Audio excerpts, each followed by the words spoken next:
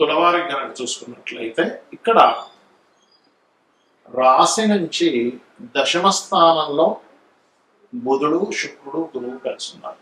దశమం అంటే వృత్తి స్థానం.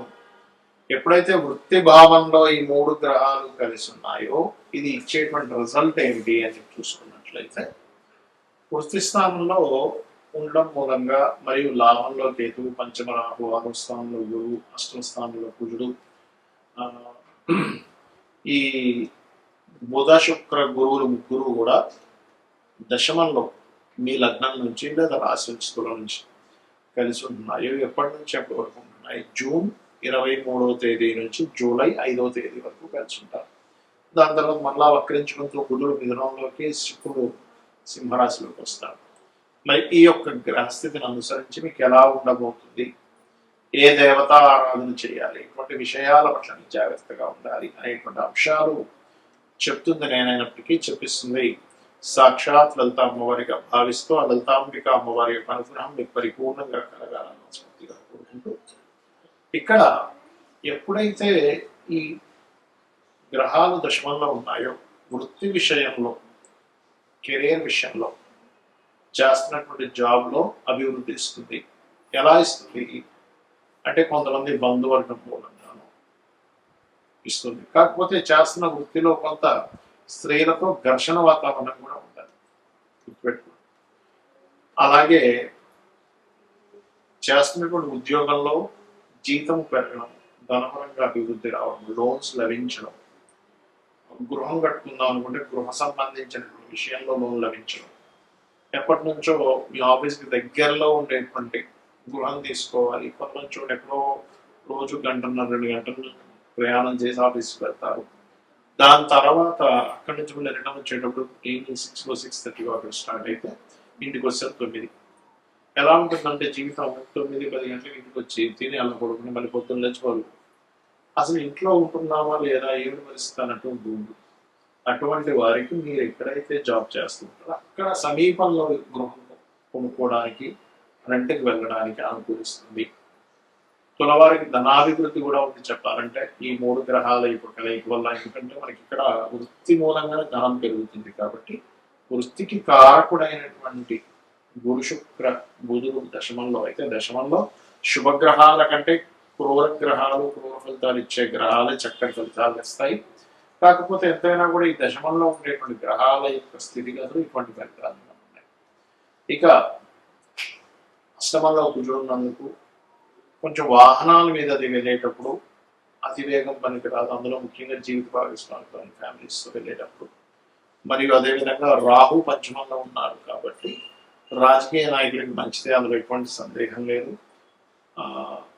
ఆయుర్వేదిక్ సంబంధించిన వ్యాపారాలు చేసే వారికి చాలా అనుకూలంగా ఉంటుంది. నిత్యము మీరు ఓం దుమ్ దుర్గాయ నమః అని మంత్రం చేయండి, అన్ని విధాలు బాగుంటుంది. మరియు ఉద్యోగ అభివృద్ధికి ఇంకా బాగా జరగాలి అంటే కనుక ఓం మాణిక్య మకుటాకార జానుద్వయ విరాజితాయ నమః అనే మంత్రం చేయండి, అన్ని విధాలు బాగుంటుంది.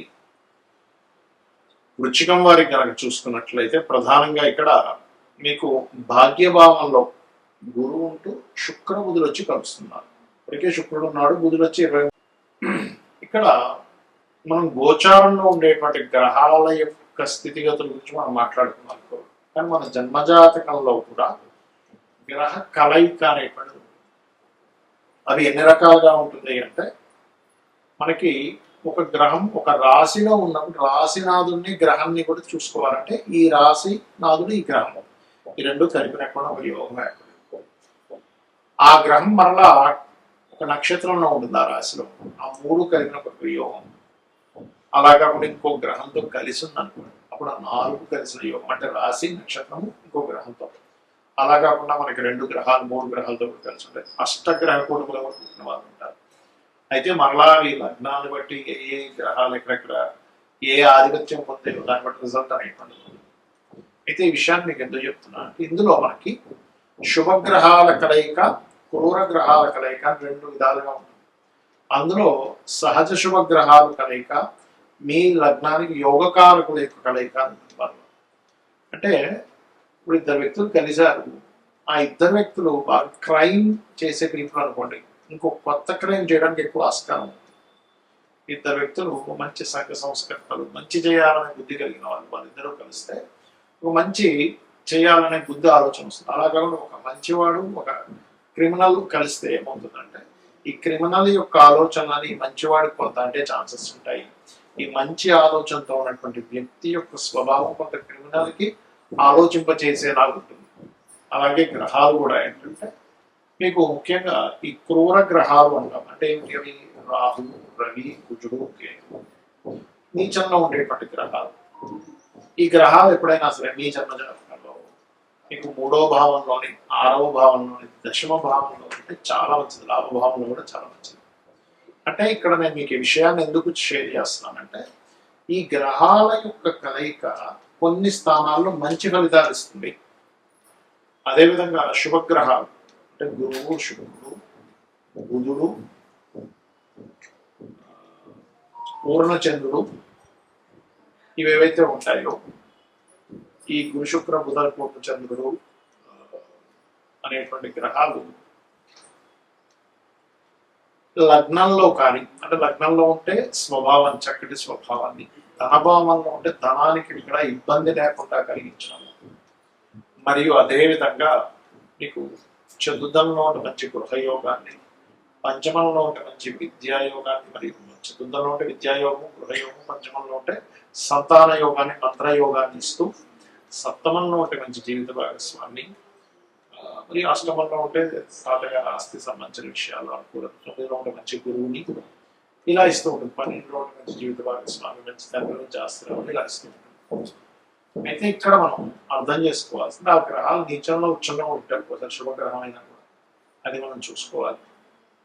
ఇక ఈ యొక్క గ్రహాలు రివర్స్ లో ఉన్నాయనుకోండి, అదే ఉదాహరణకి పాపగ్రహాలు శుభస్థానంలో ఉన్నాయి, 2లో ఉన్నాయి, గొడవలు కుటుంబ సభ్యులతో, 4లో ఉంది ఏదైనా ప్రాపర్టీ తీసుకుంటే గొడవ, 5లో ఉండి సంతానంతో, ఫ్రెండ్స్తో, ప్రేమించిన వారితో గొడవలు, 12లో ఉన్నాయి అనవసరమైన వ్యసనాలు. ఇలా ఒక్కొక్క గ్రహం యొక్క ఫలితము పలానా రాసుల్లో ఉన్నప్పుడు పలానా భావాల్లో మారిపోతుంది.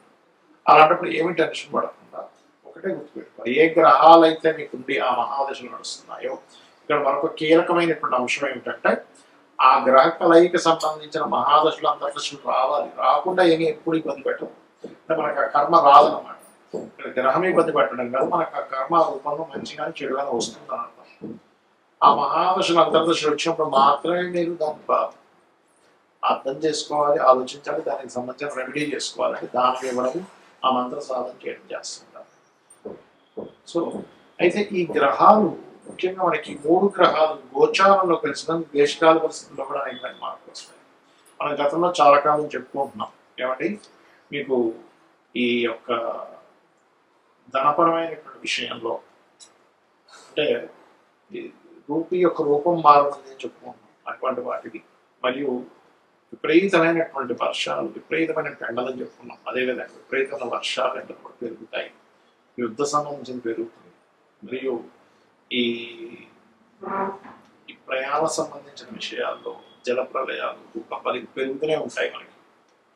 కాబట్టి ఈ నదీ స్నానాలకు వెళ్ళినటువంటి వారు, ఈ నదుల దగ్గర, సముద్రాల దగ్గర, నీటికి దగ్గరగా నివసించేటువంటి వారు చాలా కేర్గా ఉండాలి ఇప్పుడు ఉండేటువంటి కండిషన్స్ వల్ల.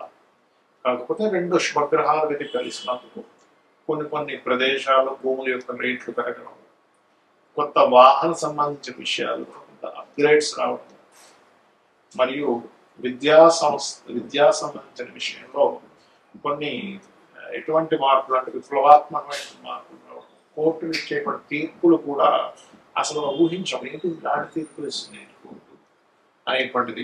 కొన్ని సెక్షన్స్ని జనాలకు ఉపయోగపడేటువంటి కొన్ని సెక్షన్స్ ఉంటాయి. అంటే ఏంటి, రిజర్వేషన్స్ క్యాన్సర్, ఇలాంటి హై లెవెల్లో అసలు ఎవరు డేర్ చేయలేనటువంటి ఇది గవర్నమెంట్ తీసుకురావడం కూడా మనకి జరుగుతుంది ఈ యొక్క గ్రహ కలయిక.